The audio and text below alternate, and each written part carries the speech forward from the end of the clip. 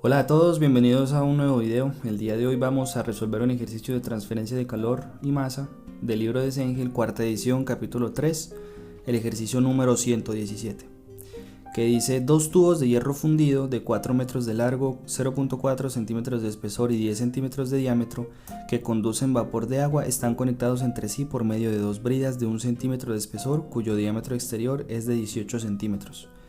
El vapor fluye en el interior del tubo a una temperatura promedio de 200 grados centígrados, con un coeficiente de transferencia de calor de 180 vatios sobre metro cuadrado por grado centígrado.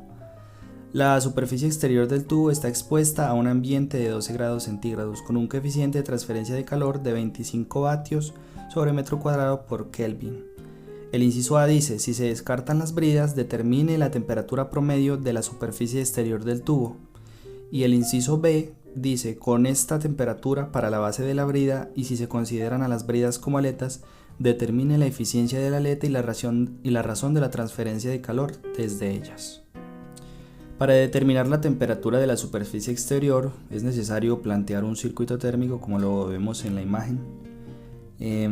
Aquí en este circuito térmico podemos observar las resistencias que están presentes en el sistema. Tenemos la resistencia por convección interna, que se da por la convección en la parte interna del tubo entre el vapor y la superficie interna del tubo. La resistencia por conducción, que se da en el espesor del tubo, y la resistencia por convección en la parte externa, que se da en la parte exterior del tubo con el ambiente. Bueno, para calcular las respectivas resistencias, calculamos lo único que nos falta para cada fórmula. En este caso, la fórmula de resistencia por convección es 1 sobre el coeficiente de convección, en este caso interno, por el área. Entonces tenemos que calcular el área, que la tenemos acá, el área interna y el área externa, que la podemos sacar a través de los datos que nos da el dibujo. Y ya listo, reemplazamos todos los datos que nos da el enunciado del problema y tenemos la resistencia por convección interna, la resistencia por conducción y la resistencia por convección externa. Ahora, para calcular la resistencia total, en este caso como es un circuito en serie, hacemos la sumatoria de las tres resistencias presentes en el sistema y nos da este resultado. Con este resultado nos podemos dar cuenta en esta fórmula que podemos calcular la transferencia de calor en el tubo. En este caso la fórmula es el delta de T, que el delta de T sería la T infinito 1, que en este caso es la temperatura al interior del tubo, menos T infinito 2, que en este caso es la temperatura ambiente, sobre la resistencia total, que la acabamos de calcular por acá arriba.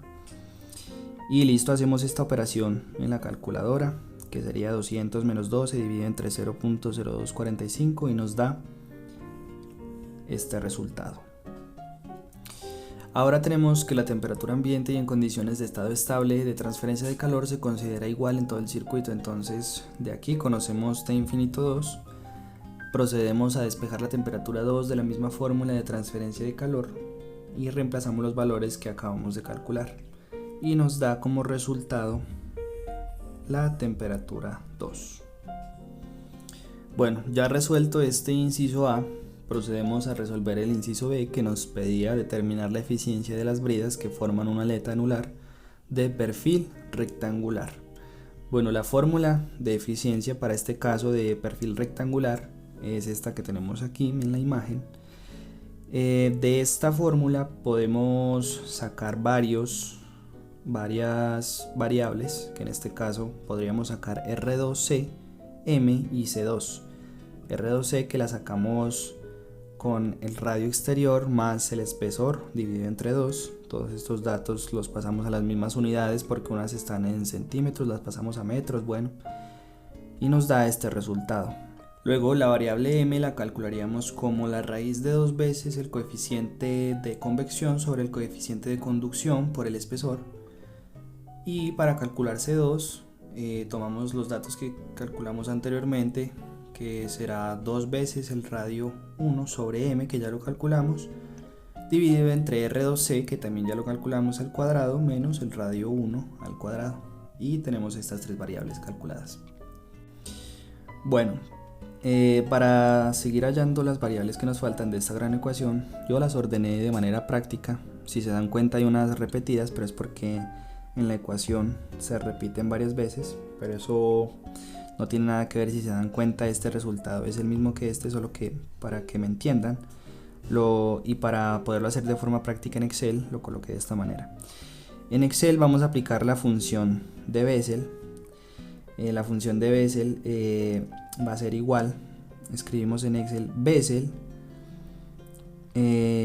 y la respectiva variable, sea K o sea I. Miren que en estas no se repiten más letras que la K y la I.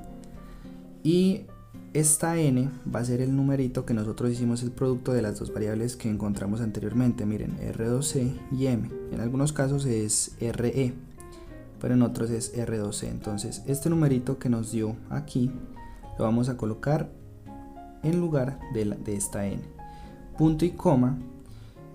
Este numeral que está aquí es este pequeño coeficiente que está en el lugar de la letra, sea K o sea I.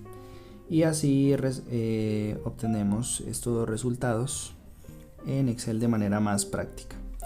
Para poderlos reemplazar en esta gran ecuación, yo ya lo reemplacé anteriormente y el resultado me da 0.922, que en porcentaje sería el 92.22%. Ahora vamos a calcular la razón de transferencia de calor, pero para eso tenemos que hallar primero el área total, que la hallamos con esta fórmula. Bueno, todos estos datos ya los tenemos, el R2, el R1 y el espesor. Solamente es reemplazarlos en la calculadora y obtenemos el área total. Y para hallar el Qfin, que la fórmula sería la eficiencia por el Qfin al máximo. El Qfin al máximo en este caso es el coeficiente de convección por el área total por el delta de temperatura, que en este caso es T2 menos T infinito. Reemplazamos esos valores, la eficiencia que ya la calculamos, el coeficiente de convección, el área total que la acabamos de calcular y el delta de temperatura. Y obtenemos finalmente el resultado de la razón de transferencia de calor. Espero que les haya gustado el video y nos vemos en la próxima.